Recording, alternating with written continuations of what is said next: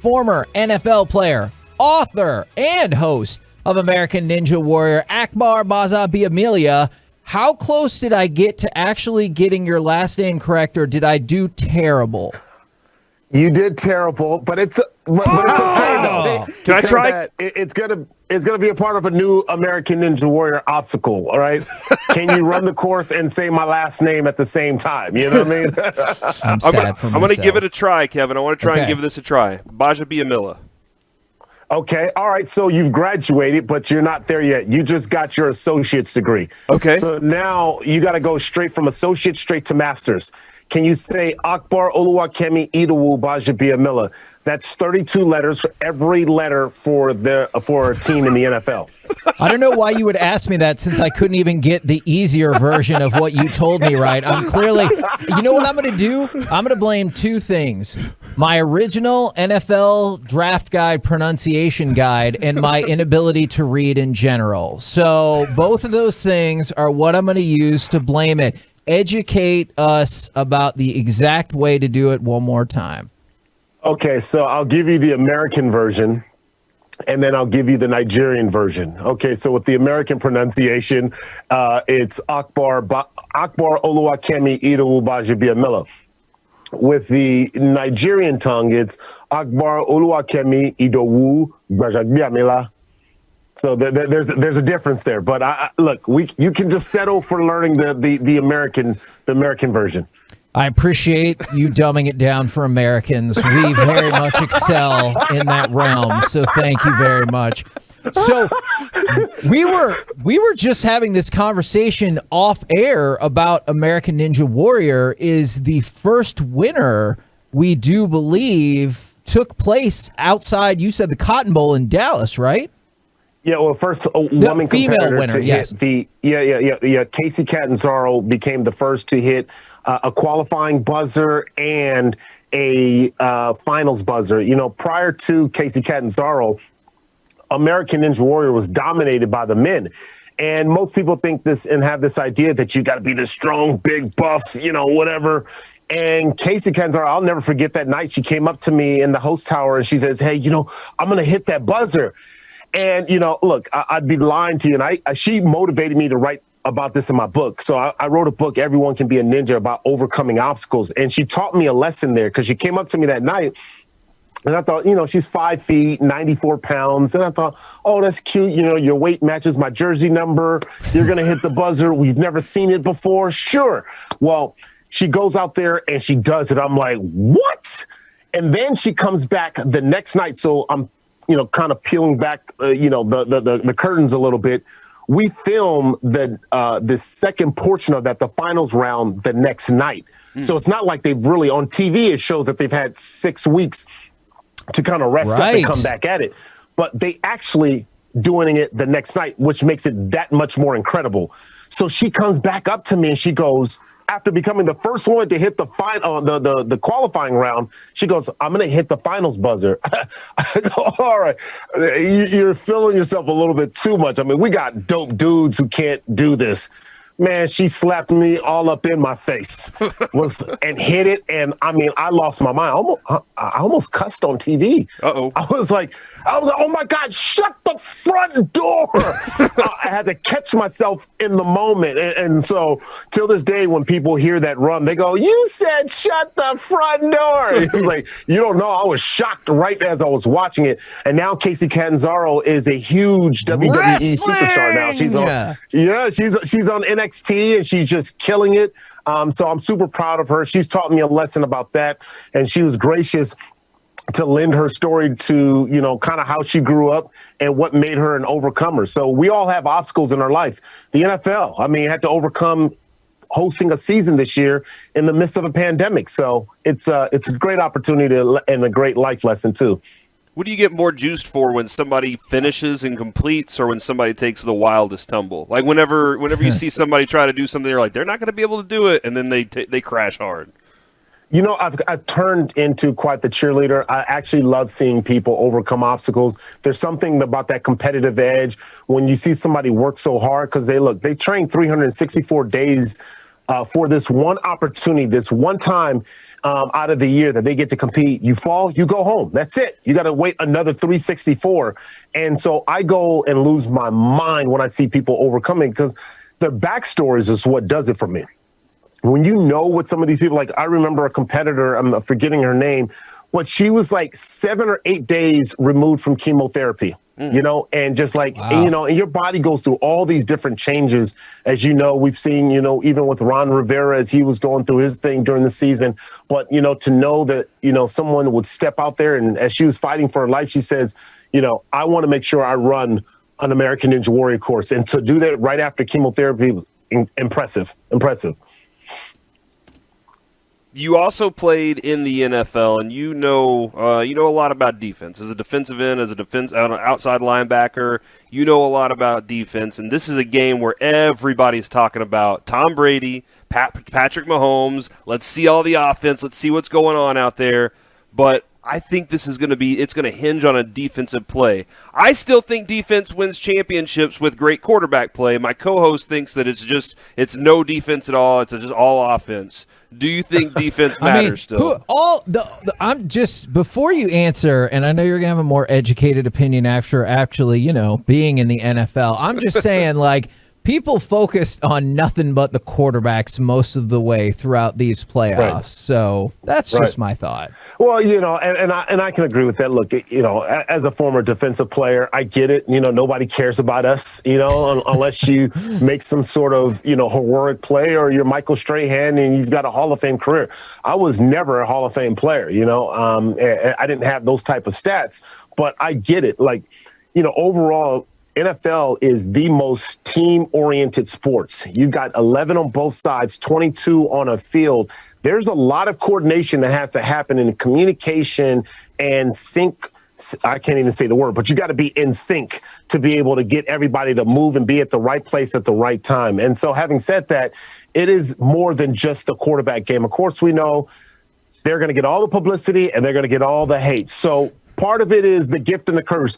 When something goes bad, you know, like let's say I messed up. Yeah, Rich Gannon, you know, when I played, Rich Gannon didn't do this. And so if Shaq Barrett messes up and allows somebody to run up a, you know, Le'Veon Bell to get a 88-yard run, people are going to be talking about how many interceptions did Tom Brady throw, or, you know, whatever. So that's that thing. But I will say that the one matchup that I think could, you know, pretty much determine the way the quarterback plays, especially with Patrick Mahomes.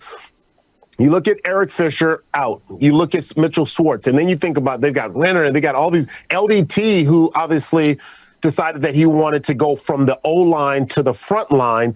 He decided that he wanted to help out with COVID, and just look, they 3 major offensive linemen gone from that roster. And now they're going up against Ndamukong Suh, Shaq Barrett, JPP. That could pose a lot of problems. But at the end of the day, I just think that there's too much weapon. There's too much knowledge with Eric Bieniemy and Andy Reid for the Kansas City Chiefs to lose this one. I'd love to see Tom Brady win it, just to say he won it without the Patriots, but it's just the wrong matchup on the AFC. Any other team in the AFC that would have made it, I would have given it to Tom Brady and the Bucs. Now, you mentioned the defensive line for Tampa Bay. Was it a good idea for Jason Pierre-Paul to call out Mike Remmers? Because he was asked about that, and he goes, I didn't even know who that was, man. I'm not going to lie. Is that the tackle that you're talking about? Like I said, I don't really care too much about it. They got to figure it out. Was that a good idea to kind of throw out some potential bulletin board material? Well, first off, JPP, one of my boys. I love JPP. I'll have to text him about that, but JPP doesn't care. I mean, he gonna whoop that dude up and back. I mean, you know, all around. But the question is, can JPP get to Patrick Mahomes before he gets that ball off to a Tyreek Hill, or he's dumping it off to a Travis Kelce? Yeah. And don't forget, too, you mess around, pay too much attention to a guy like, you know, Travis and Tyreek Hill. Mecole or Sammy Watkins could do you dirty. So they've got enough weapons to be able to make this thing work, you know, despite them being very thin at the offensive line. So I'm going to combine American Ninja Warrior with football and athletics here. When I watch American Ninja Warrior, I see that there's so many different things that you have to do. The course is set up that if you just train this way, you won't be able to finish because there's so many adjustments you have to make as you're going. And when we talk about Patrick Mahomes, and I talk about this as a former baseball player and played basketball in high school, I see so many kids now that just do one sport. At 10 years old, they just pick one sport.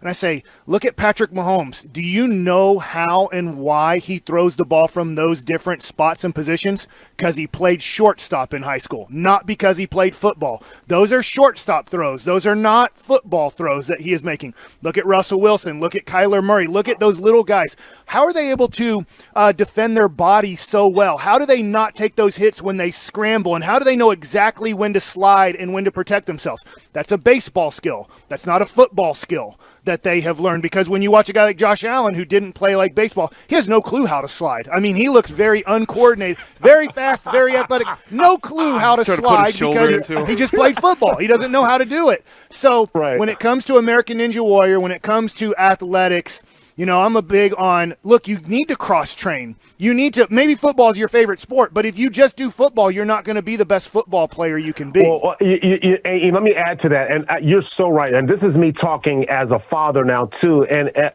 having gone through that. I was in love with basketball growing up, but I wasn't the next Michael Jordan by no stretch. Played for a dope high school team on a Crenshaw basketball, but I didn't get the offers. But it was me taking that leap and playing football that allowed me to get 5 scholarship offers in football than I did in basketball. And I had that, cross training. But I think right now it's so competitive right now. And every parent is trying to produce the next Patrick Mahomes, the next Kobe Bryant, the next. And what ends up happening is they become so concentrated and so focused. If there's any type of disruption, guess what? It's done, because you don't have any transferable skills to go anywhere else.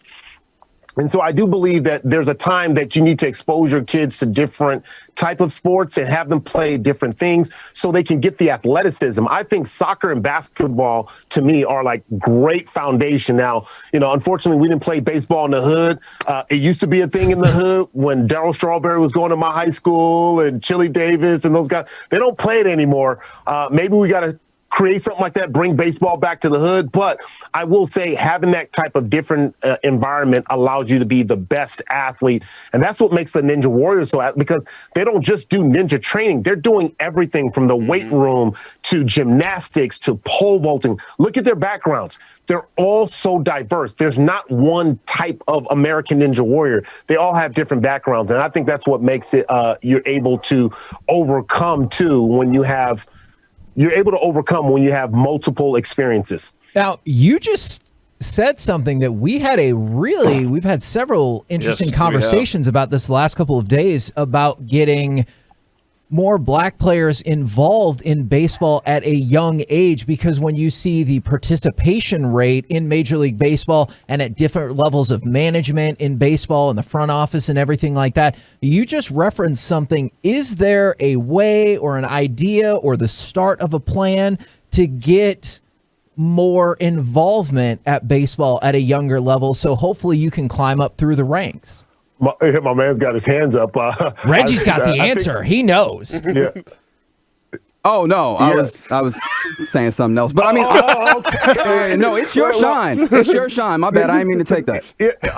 No, that's all right. No, I would say part of it is just the speed of the game. I think especially now when you look at how people's attention spans are shorter, I think it's going to be a lot harder than when I was growing up because people want the action, boom, boom, boom, boom, boom. And I think the other part too, and this is where I'm not as knowledgeable, but the cost. When you start looking at the cost to play baseball and all the traveling and so on and so forth, it doesn't lend itself to a football or basketball, which you can kind of keep within a home base. And you can kind of do that on your own. I mean, if you're in an environment where you don't have someone to go, throw you a baseball, you don't have someone to, you got parents who are out there grinding and working hard and can't do that. Or if, it's just you and a younger sibling that's not older. So you start thinking like, wow, you need a really good support system. I think about even too, like other sports like tennis. like I try to get my daughter into tennis, and I was like, oh my goodness, I didn't realize how expensive. Now, I realize it's not lost on me that I've been blessed to being able to do that. But I was like, man, like, how does anyone produce a tennis star? So there needs to be more affordable options to where, there's a community. It can't just be, hey, it's affordable. You also have to have a community set up to where, hey, it doesn't matter if you got both your parents are working, you got one parent at home, you can come to this facility and they've got somebody who can throw you the ball and show you skills, and it's not going to cost you an arm and a leg. Yeah, Kevin, we need more people like Sir Nick Faldo to say that they'll train kids for a 12-pack of beer like he said he would for my kids. That's affordable for a lot of folks, man. We appreciate your insight on that topic and a whole bunch of other stuff this morning. Thank you so much for jumping on the show. Yeah, and I just wanted to give one little plug too. And the reason why I jumped on, I've teamed up with Experian to talk about Experian Boost. And for those who don't know, like during this pandemic, everyone's got turned upside down, myself included. And I know people thinking, yeah, you played on TV, you played at the NFL, and you're on TV and Ninja Warrior. Well, it didn't spare, this pandemic didn't spare anyone. And so my finances, everything got turned upside down. And I was able to utilize and team up with Experian Boost to boost my credit score. And for all of those who are kind of trying to overcome this pandemic financially, I'd say to log on to Experian.com/boost. And the way it works is you can take your bills like your Hulu, your Netflix, your lights, your gas. You can take all of those things and you can submit it in, and you showing that you pay that on time, it helps you to boost your credit. So for the first time, you can actually self-report the bills that you pay on time, like your utilities, Netflix, any of those streaming platforms, HBO, Stars. Submit it, show that you paid on time, and you boost your credit. I was able to get my credit after it took a downturn with the pandemic. I was able to get my credit score up to 791. Oh. And we all know how important credit is to be able to leverage and to be able to get yourself out there to move yourself financially forward. That's a damn good credit score. It is. Thank you very much. Shocked. Yeah. Thank Netflix and all these other streaming platforms that allows me to turn in my credit score to Experian Boost. So for all those out there who need it, boost your credit score with Experian Boost. Awesome. Thank you so much. All right. Thanks, guys. Tremendous right there, man. Can you say it, Kevin? Okay. I'm going to give it another shot. Akbar Gbajabiamila. Gbajabiamila. Gbajabiamila. Gbajabiamila. Reggie was about to take you to the master's degree, but hey, much like getting through the American Ninja Warrior course, it doesn't happen immediately, all right? You make progress along the way. All right, so next Super Bowl Radio Row, we talk to Akbar and we see if you get it right. Yeah, I'll have it. I'll have it by then. Version, I absolutely will have it by then.